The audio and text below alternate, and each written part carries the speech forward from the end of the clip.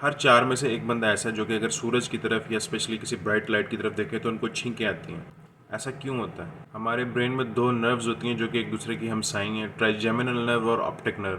Trigeminal nerve जो कि आपके फेशियल सेंसेशंस को कंट्रोल करती है, और ऑप्टिक नर्व जो कि आपकी आंखों में लाइट आती है उस चीज़ को कंट्रोल करती है। और क्योंकि ट्राइजेमिनल नर्व और ऑप्टिक नर्व दोनों इकट्ठे होते हैं ब्रेन में, कुछ लोगों में इसलिए जब लाइट आंखों से एंटर होती है तो ऑप्टिक नर्व एक्टिवेशन की वजह से ट्राइजेमिनल नर्व भी एक्टिवेट हो जाती है।